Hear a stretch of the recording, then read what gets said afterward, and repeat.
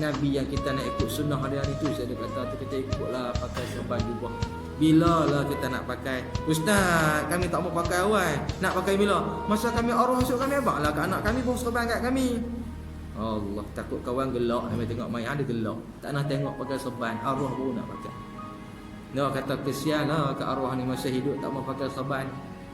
Malu ke Tuhan lebih pada malu ke malaikat. Pujuklah hati. Ni Nabi Muhammad ni kekasih Allah. Dia dapat semua nikmat ni. Kita ni nak tumpang syafaat, Allah nak bagi wakil daripada Nabi Muhammad tu. Nabi-nabi lain kata tak boleh kami ada buat salah. Salah yang tak salah, salah yang tak berdosa tu pun Allah Ta'ala marah daripada hadis sahih. Yang boleh buat ni Nabi Muhammad saja. Kalau kita tak ada irah-irah umat Nabi, bangkit kiranya dalam masa sehari ni 24 jam tu lebih banyak selok jin dengan baju kemeja di kita. Tali leher lebih kerak pakai berbanding kopiah berbanding serban. Janggut di muka tak jumpa. Ni tuan-tuan. Ini kita nak cerita pasal sunnah Nabi. Bila kita ambil, kita ikut sunnah Nabi, barulah yang kita kata Habibullah Nabi Muhammad ni kita boleh tumpang berkat dia. Berkat tu Allah Ta'ala kurnia juga, bukan kat Nabi semata, Allah Ta'ala juga. Cuma Allah Ta'ala sayang ke dia, kita rapatlah. Macam ni lah. Kita bodek Perdana Menteri, kita tahu siapa. Oh, kita tahu anak dia tu duduk Menteri Besar negeri mana. Pergi bodek dia nak minta kat Perdana Menteri. Dia dapat. Hal betul lah. Kalau kata hal betul pun boleh. Ni Tuhan sayang sungguh ni kat Nabi Muhammad yang tak pernah marah. Dengar betul cakap Nabi, tak ada buat salah langsung. Maksum yang sebesar-besar maksum Nabi Muhammad ni. Jadi kita kena ikut kelaku dia. Kita belajarlah diri. Nak sekali nak semayang, paling tidak kepiah atas kepala ni jangan tak pakai. Duduk di rumah kepiah tak pakai, baju tak pakai, tak seronok lah. Nabi bersungguh-sungguh sembahyang duha, Nabi bersungguh-sungguh sembahyang witir. Apa pasal kita tak buat?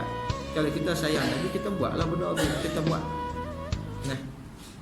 Ni nak ingat Nabi sallallahu ala Muhammad sallallahu alaihi wasallam sallallahu ala Muhammad sallallahu alaihi wasallam. Nak ikut sunnah dia lah. Kita nak ikut sunnah Nabi. Kelaku Nabi pun kita ikut juga, rupa parah Nabi pun kita ikut juga, ibadat Nabi pun kita ikut juga. Tapi kena kenal pastilah sunnah apa yang boleh ikut, sunnah apa yang tak boleh ikut. Itu ada kena mengaji dia. Nabi kahwin 9 riwayat, yang akhir Maryam Qibtiyah. Bolehkah kita? Kita tak 4. Dia ada sunnah yang kita boleh buat, ada sunnah yang kita tak boleh buat. Itu kena tadah kita mengatuk guru lah. Dengan syarat kita kata apa? Kita nak jadi lagu Nabi.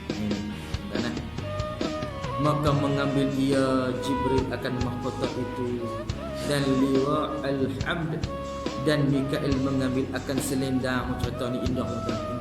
Allah Ta'ala bagi indah kepada Nabi kita, Nabi Muhammad SAW. Dan Mikail mengambil akan selendang dengan kainnya, dan Israfil mengambil akan jenis pakaiannya dengan 2 kasut, dan Israel mengambil ia buruk. Ni cerita dia 4 menteri besar, 4 malaikat utama ni pergi jumpa Nabi SAW. Bawa ni benda-benda tu pergi Nabi. Maka berhentilah mereka itu antara langit dan bumi. Maka Jibril pun berkata, ia ditanya di manalah kuburnya Nabi SAW. Maka bumi pun bergeraklah dan pecahlah tempat kuburnya Nabi Muhammad sallallahu alaihi wasallam, dan tiba-tiba bangkitlah Nabi sallallahu alaihi wasallam daripada kuburnya, padahal ia menyapu akan tanah debu dari kepalanya yang mulia. Maka duduklah ia di atas kepala kuburnya. Kemudian maka meniliklah ia pada pihak kanannya dan kirinya, dan padahal tiada ada ia melihat akan Abu Bakar, Umar radhiyallahu anhuma. Nabi sayang kat sahabat ni. Nabi bangkit tu, ikut selamat dah sudah. Dia ingat duduk dekat dengan kubur dia ni Abu Bakar, Umar. Dia tengok.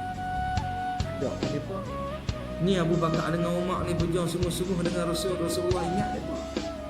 Hai Jibril, hari apa ni? Maka berkata Jibril, inilah hari mensyafaatkan bagi umat ni. Lah ni pilih anak bagi syafaat kat siapa? Agak-agak kita dapat ada syafaat ni. Cara ibadat kita, cara hidup kita yang tak pernah kenal Nabi.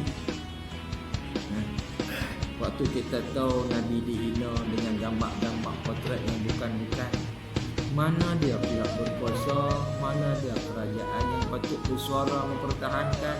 Kita pun nak lagi sengak begitu juga. Ni tak dapat ni syafaat ni, tak dapat ni, sesuatu mungkin. Jadi saya tak mau begitu, saya tahu tuan-tuan juga tak mau begitu. Jadi kita duduklah dengan jalan Rasul sallallahu alaihi wasallam. Nabi bangkit dari tanya, hai Jibril, hari apa ni? Maka berkata Jibril, inilah hari mensyafaatkan bagi umatmu.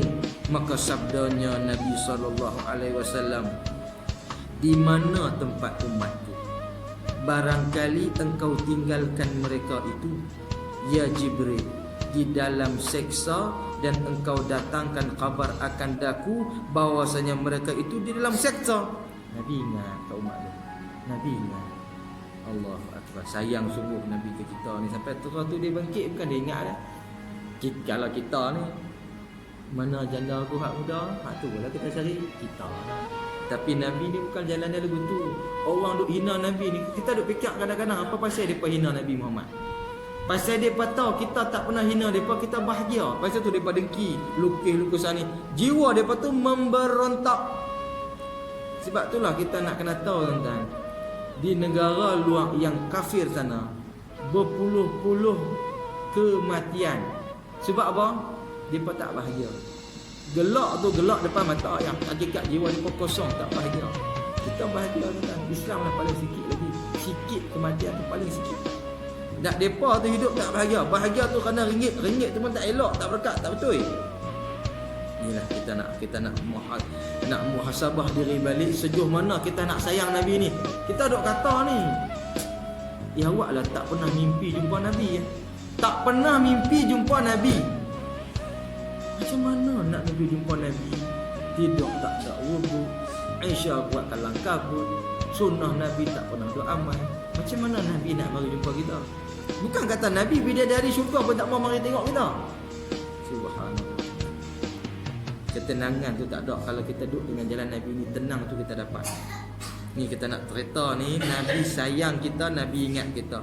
Lihat olehmu hai sekalian sanak saudara, kasih dan sayang Nabi kita akan umatnya tak kala ia bangkit daripada kuburnya, tiada yang lain ditanyakan melainkan umatnya jua. Beruntung-untunglah yang demikian itu umat Nabi Muhammad sallallahu alaihi wasallam, maka tiada diakuinya akan umatnya melainkan orang yang percaya dengan dia dan sekalian barang yang didatangkannya seperti firman dan hadis. Dalil tu ada. Hukum nak semayang lagu mana, nak beribadat, muamalat, semua hukum tu Tuhan ada. Tak amal lain melainkan dalil Quran, dalil hadis saja.